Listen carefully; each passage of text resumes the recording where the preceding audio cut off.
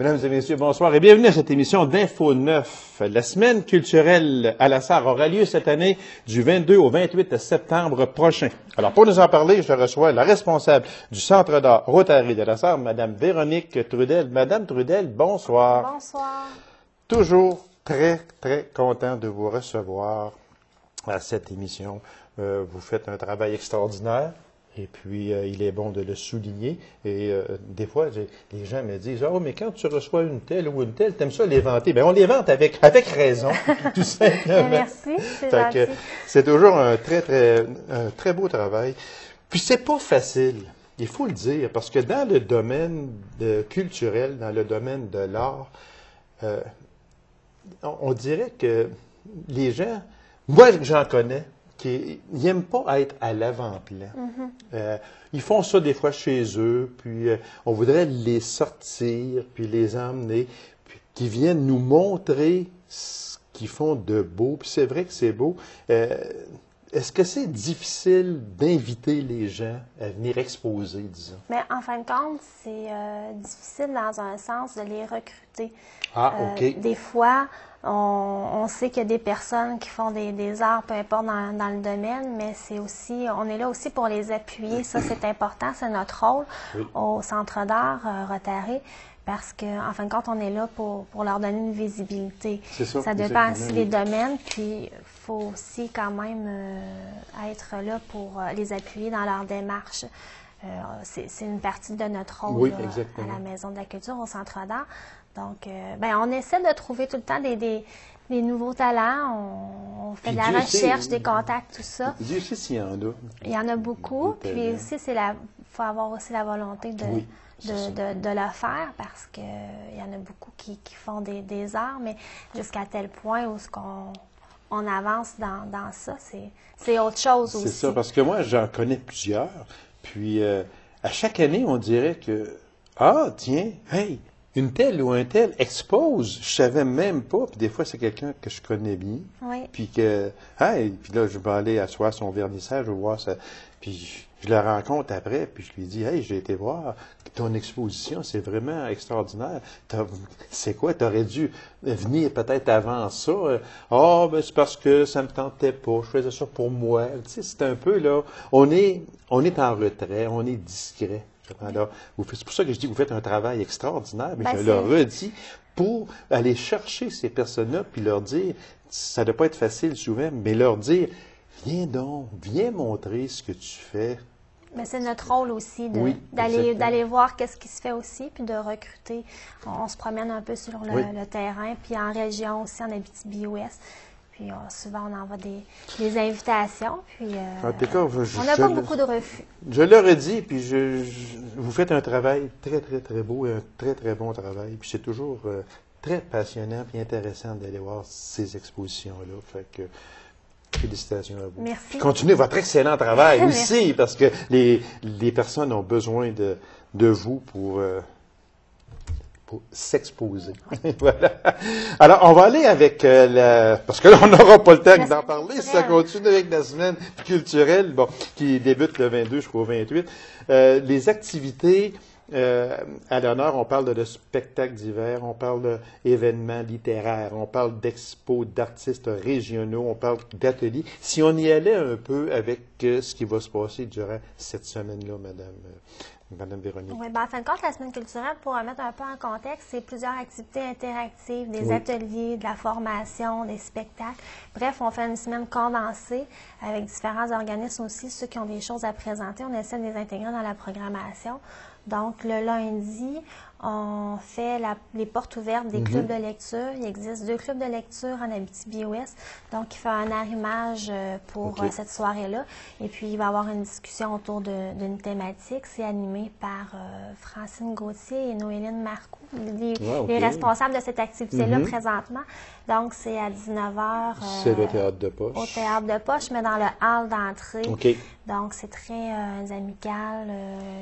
Et très intéressant. Oui, puis on regarde dans toutes ces activités-là, je pense que c'est toujours entrée libre, c'est gratuit.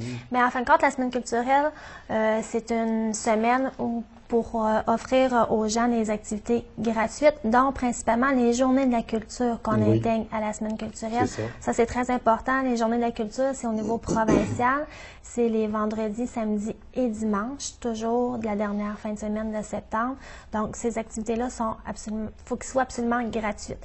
Donc, c'est entrée libre, mais nous, on essaie de faire aussi des activités gratuites. C'est sûr qu'il y a des ateliers. Il faut peut-être mettre un petit prix, mais c'est minime pour payer le matériel. Mais en partie, c'est vraiment des entrées libres. Des entrées libres. Oui, alors, on y va maintenant avec le mardi, le 23 septembre. C'est un vernissage. Oui, bien, en collaboration avec la Maison d'art Jeannine Durocher, ils font un vernissage de création, des peintures, sculptures en art visuel. Donc, c'est plusieurs exposants qui vont exposer une ou deux pièces à la Maison d'art Jeannine Durocher pour une période de 6 mois environ. Oh mon Dieu! C'est intéressant. Oui, c'est vraiment intéressant. Alors, pour le 24 de septembre. Le mercredi le 24, c'est le lancement du recueil Espoir en poésie de l'auteur Louise Hudon. Madame Hudon va nous présenter et va faire son lancement aussi de son recueil de poésie au Théâtre de Poche à 19h. Et elle sera accompagnée aussi avec Madame Julie Pomerleau à la harpe. Donc, un beau spectacle à découvrir. C'est gratuit. Madame Hudon, que j'ai reçu ici à quelques occasions avec ses livres et puis tout ça. Puis, c'est une personne vraiment, je pense, qui mérite ce qui lui arrive. Oui, bien, on voulait lui faire une visibilité aussi un petit clin d'œil, puis elle le mérite. Donc, c'était l'occasion pour elle de faire son lancement. Exactement, c'est ça.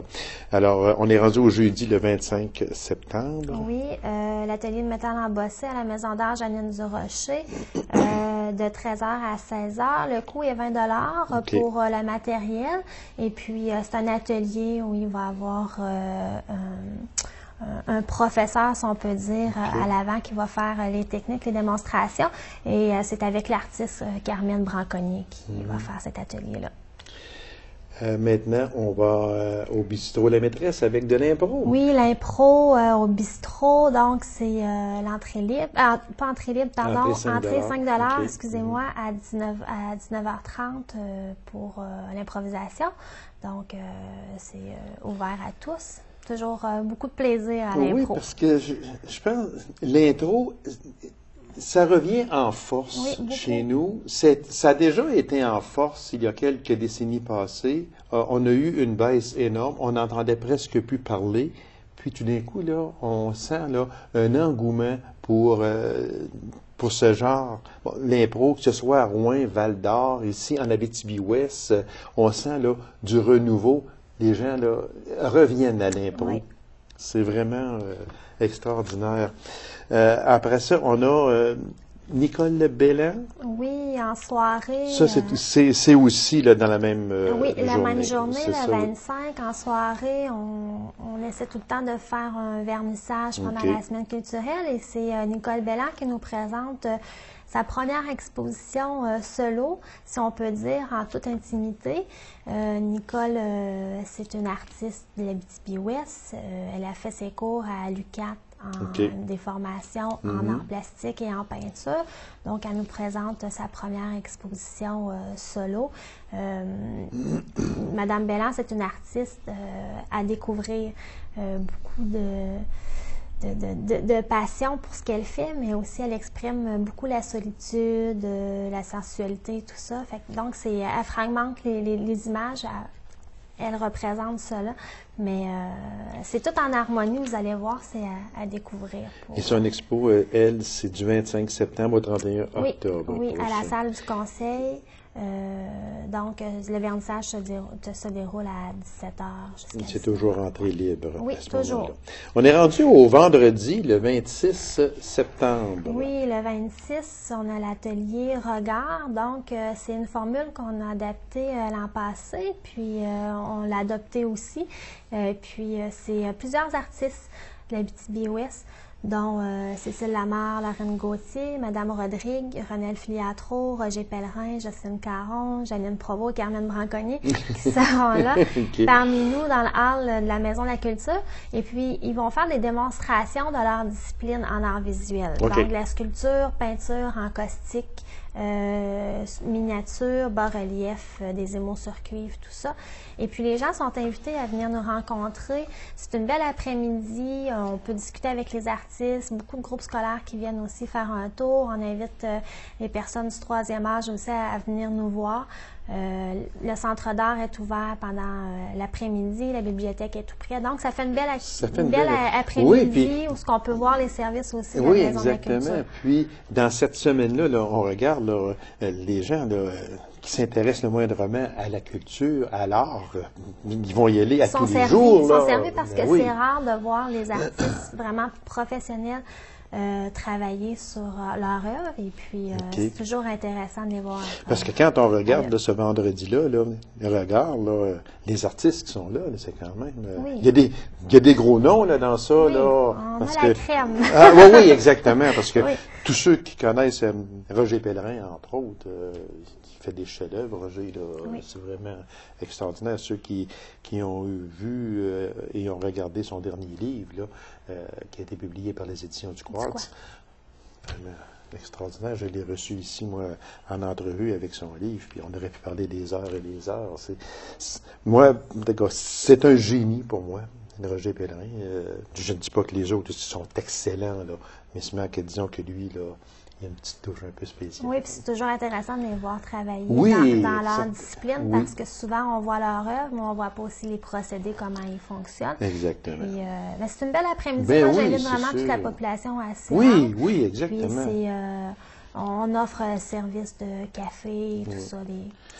C'est un rendez-vous. Oui. On est rendu au samedi 27 septembre et le temps passe tellement vite. Mais avant, j'aimerais peut-être parler un peu de l'atelier d'initiation à la samba. Le vendredi soir, animé par Rim Bellouti. Donc, les amateurs de danse sont invités au théâtre de Poche. Dès 18h30 jusqu'à 21h30. Il y a un groupe pour enfants et un groupe pour adultes. Donc, c'est gratuit. On invite tout le monde. Madame Bellouti, c'est une habituée de la danse de la samba.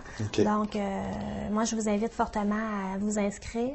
Et c'est gratuit aussi. C'est une belle soirée, oui, exactement. Puis il y a des groupes enfants 5 à 14 ans, puis il y a groupe adultes 15 ans. 15 ans et plus. Voilà. Là, on est rendu au 27. Le 27, ça fait partie des Journées de la culture. Le vendredi aussi également. Le 27, en après-midi, histoire et survol à la chanson française en 2 temps. C'est animé par Mme Suzelle Perron et Mme Evelyne Drouin.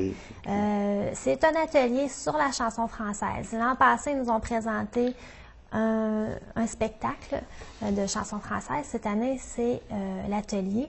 Donc, c'est ouvert à tous. C'est à la salle du conseil municipal. Et puis, c'est en 2 volets. C'est une partie sur des cours de biographie et l'autre, c'est sur les chants avec Mme Drouin. Avec Mme Drouin. Puis, c'est un maximum de 30 personnes. 30 personnes, donc on invite les gens à s'inscrire avant. Et puis, il y a Art Découverte. Art Découverte, c'est pendant les Journées de la culture aussi. C'est gratuit. Donc, ça se passe cette année à la Maison d'art Janine Durocher. C'est l'atelier d'initiation aux émaux sur cuivre, animé par l'artiste Janine Provost. Donc, après ça, on y va au théâtre de Poche à 20h, c'est Melting Pot? Oui, en soirée avec des jeunes artistes de la BTB-Ouest. Un spectacle multidisciplinaire où il va y avoir danse, théâtre, vidéo, chant et même un peu côté humoristique. Donc, c'est avec Marie-Ève de Chavigny de la Chevrotière, François Grenier, Sébastien Greffard et Jérémy Villeneuve. Une belle brochette, n'est-ce pas? Et on termine avec le dimanche, le 23 septembre. Oui, dimanche. 28 septembre. Excusez, oui, 28, c'est ça. Pour la fermeture de la Semaine de la culture et des Journées de la culture, c'est le lancement de la programmation 2014-2015 du Centre d'art. Et on refait toujours la remise des prix, des exactement. Puis que je vais vous recevoir aussi la semaine prochaine pour qu'on parle justement de cette nouvelle programmation. Et on termine avec les expositions aussi qui sont en vigueur. Avoir sa place n'a pas d'âge du 10 septembre au 5 octobre. Bibliothèque municipale de Richelieu. En un instant, Gonza Mesa, Oui. 11 septembre au 5 octobre, Centre d'art Rotary. Et jusqu'au 26 de septembre, l'exposition Le Train de l'aventure, Société d'histoire et du patrimoine. Madame Trudel, merci beaucoup. C'est tout le temps que nous avions. On se revoit la semaine prochaine pour une autre entrevue dans le domaine des arts. Toujours. Merci à vous. C'est moi qui vous remercie. Alors, mesdames et messieurs, courte pause. On vous revient immédiatement après. Restez avec nous.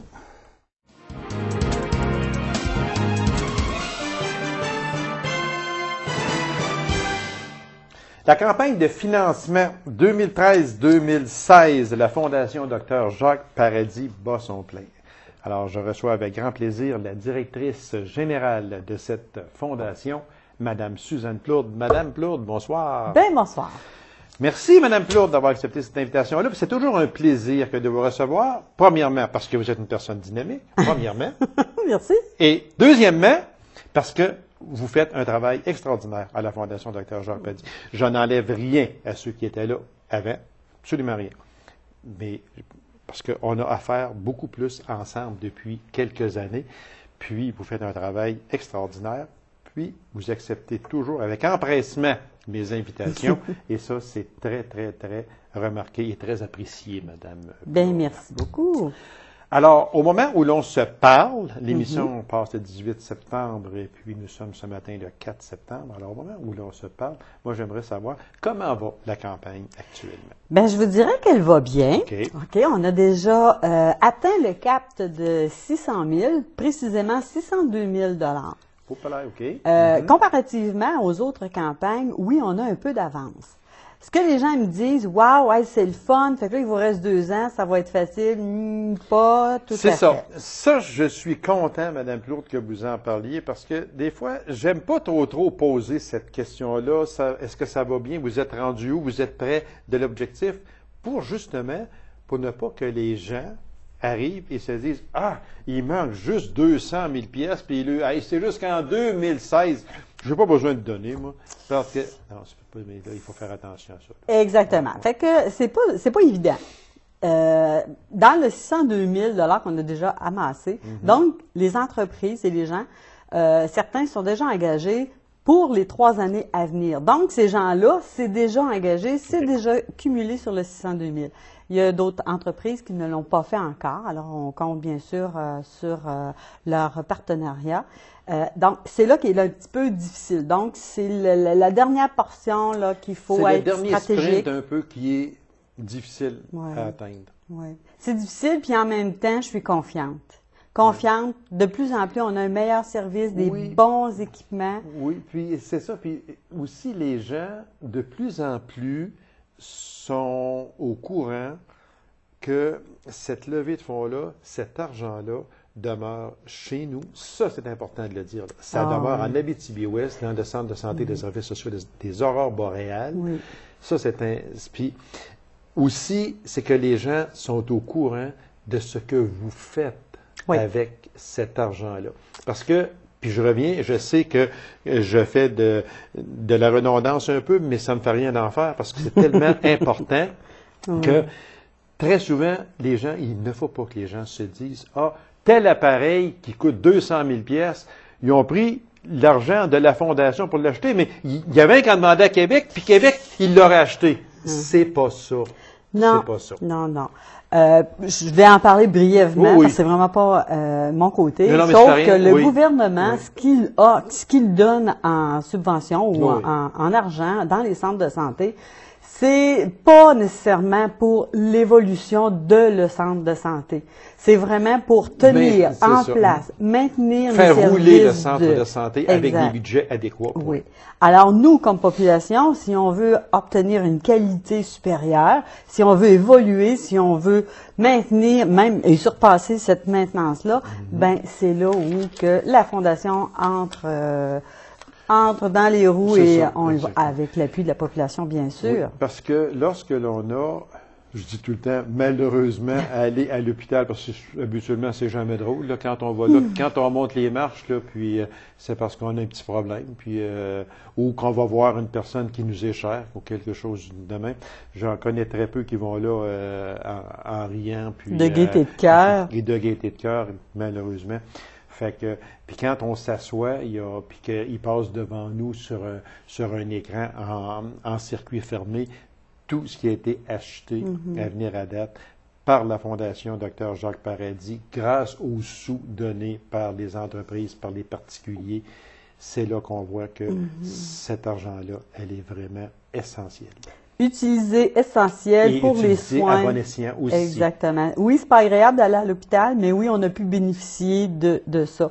Puis je répète toujours, pour être capable d'attirer des professionnels de santé, ben il faut être capable également d'avoir de bons équipements. Ça, c'est important, exactement. C'est parce que il y a des médecins qui disent oui, je vais en Abitibi, oui, je suis pratiquant dans le réseau des aurores boréales parce que pour telle et telle raison, dont les équipements, entre autres. Parce que quand on veut donner à un médecin la chance de s'établir chez nous, donnons-lui les outils pour qu'il reste. Alors, ces outils-là, c'est pas habituellement le gouvernement qui va les donner, ce sont des personnes qui ont fourni à la Fondation Dr Jacques Paradis. C'est pour ça que, Mme Plourde, vous aurez toujours votre place ici pour venir parler de cette fondation-là, parce que moi, je la trouve pas importante, je la trouve primordiale. Alors, il y a une chose avant, parce que le temps passe vite, puis je veux pas arriver à la fin, puis parler des bénévoles, puis vous dire, il reste 30 secondes, voulez-vous en parler? Parce que vous m'avez dit, et c'est vrai que c'est excessivement important, le bénévolat, les bénévoles. Alors, allez-y, je vous donne l'antenne, Mme Plourde. Alors, il y a eu 2 événements en juin très populaires, très significatifs, dont le souper-conférence de notre coprésident, Réal Leclerc. Qui est greffé du cœur. Donc, il est venu nous faire un témoignage captivant. C'était vraiment super. Il a organisé un souper-conférence. On était en arrière de lui pour le supporter et tout ça. Il y a eu 17 bénévoles cumulés 149 heures.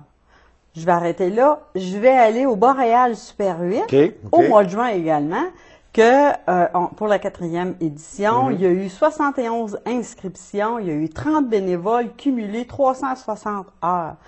À ces 2 activités, il y a tout près, et même ça dépasse le 500 heures. À 10 piastres de l'heure, pas cher, ça fait 5 000 $. Alors, si on était capable de cumuler les heures bénévoles de ces gens-là, bénévoles, donc ils font du bénévolat, c'est gratuit. Oui.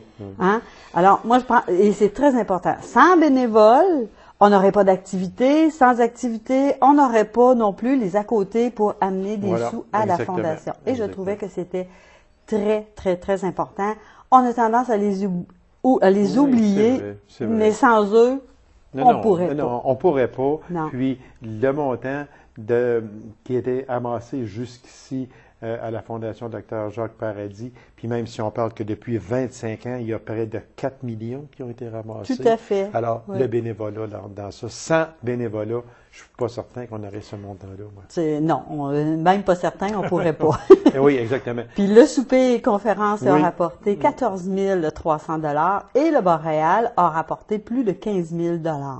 Donc, on les remercie et ça aussi, ça fait un autre aussi organisme, Beauce Carnaval. Oui. Ils sont venus dans notre coin. Chaque année, ça fait des années. Ça fait des années. Et cette année, ce qu'ils ont fait, c'était super, une surprise aussi pour la Fondation. Ils ont donné tous les employés, les journaliers qui travaillent à Beauce Carnaval, ils se sont cotisés, ils ont remis 2 000 $ à la Fondation. Bravo. Et ça aussi en collaboration avec Dr Marcel Verville. Fait qu'on les remercie aussi. Et oui, sûrement. Toutes les activités, toutes les organisations possibles On est ouvert à ça, vraiment. Autre chose aussi, je ne sais pas si vous l'avez là, dans vos notes, mais une chose que j'ai, moi, ici, dans mes notes, vous avez parlé du Boréal du Super 8, 2013 et 2014, 35 000 ou environ, mais aussi l'ascension du Kilimandjaro, qui a rapporté beaucoup d'argent également, et la fameuse parade de mode aussi. Exactement. Ça, c'était deux activités qui étaient plus en 2013. Oh oui, en 2013. Donc, oui, ils ont ramassé, c'était un 7 000, puis l'autre un 52 000 52 000, environ. oui, c'était 60 000 ou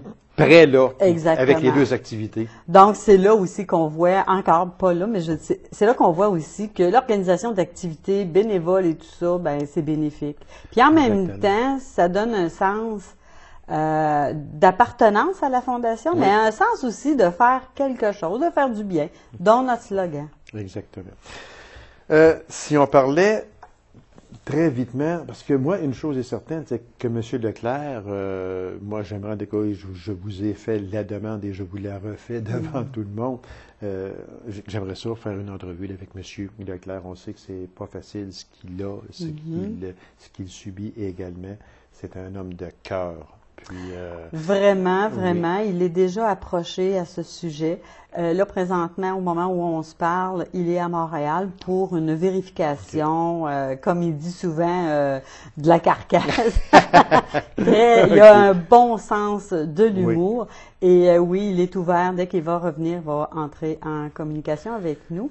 Et j'ai une primeur, Monsieur Lacasse, pour là, vous. Allez-y, je vous laisse les ondes. Vous savez qu'à chaque organisme à but non lucratif a un conseil d'administration et à chaque année, il y a une assemblée générale annuelle où certains mandats se terminent. Oui.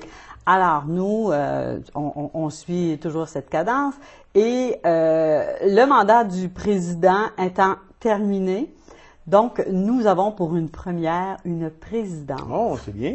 Alors, c'est une première. Oui, Madame Karel Raymond a accepté le poste de présidente. Elle était avec nous comme administrateur depuis janvier 2013 et Mme Raymond travaille au sein de Éclat Québec. Ah, OK. Aussi. Oui. Fait que c'est une belle relève pour les femmes en passant. Donc, parce que ça, c'est une chose qu'on ne parle pas souvent du conseil d'administration de la Fondation, mais c'est un conseil qui est très important également. J'ai quelques noms ici, justement, Mme Raymond, qui est présidente, Paul Fortin, qui est secrétaire, Mme Plourde, vous-même, directrice générale, puis Marc-André Côté, Alain Dubuc, le docteur Trémine-Tran, Francis Worth, qui est vice-président, Jean-Pierre Morneau, secrétaire. Il est trésorier, il y a une petite erreur, oui, c'est le trésorier. Richard Plante, Duguette Théberge, Lise Langlois, Laurent Siob, Méthode, etc. Alors, ce sont des personnes... on leur dit merci de s'impliquer. Bénévoles aussi. Ben oui, c'est ça, tous des personnes bénévoles. dans ça qui est payé. Alors, ce sont des postes d'administration, des postes administratifs, puis on vous remercie de vous impliquer beaucoup dans cette cause qui est vraiment primordiale de la Fondation. Si je peux ajouter aussi, avoir cette qualité d'administrateur-là a permis à la Fondation d'avoir de belles structures. Maintenant, on s'est muni de différentes politiques. On a des politiques administratives, politiques d'investissement. Donc ça, là, on a vraiment un bel alignement. On sait vraiment où on s'en va avec ça. Et c'est rassurant aussi. Rassurant pour une directrice générale. Ben oui, c'est sûr. C'est très bien aussi qu'on s'en va. Oui. C'est rassurant aussi pour dire à la population, ben voici, c'est ce qu'on fait, ça, et on a des documents à l'appui. Voilà. Donc, tout est beau, tout est vrai, tout est un bel alignement. Puis, c'est sécurisant aussi. Parce qu'on parle de la campagne 2013-2016, on vise principalement à l'achat de 2 équipements. Oui, un appareil de mammographie numérique et un appareil d'échographie cardiaque. On a un autre petit sous-appareil aussi qui a eu une demande, qui est une sonde à ganglion sentinelle, qui est en rapport aussi avec le cancer du sein, qui est vraiment plus spécifique. Au lieu d'enlever toute la chaîne de ganglions, on va enlever seulement précisément ce qui fait pas, là, ce qui fait bobo puis ce qui fait pas. Donc, c'est beaucoup plus positif et dans bien des cas, ben, l'ablation complète n'est pas nécessaire. Et c'est fait ici, en région, grâce à la population. Madame Plourde, merci beaucoup. Puis vous êtes toujours la bienvenue à cette émission. Toujours un charme de vous rencontrer. Oh, c'est réciproque, madame. Merci beaucoup. Alors, mesdames et messieurs, merci d'avoir été là. On se donne rendez-vous à une prochaine émission d'Info 9. Au revoir.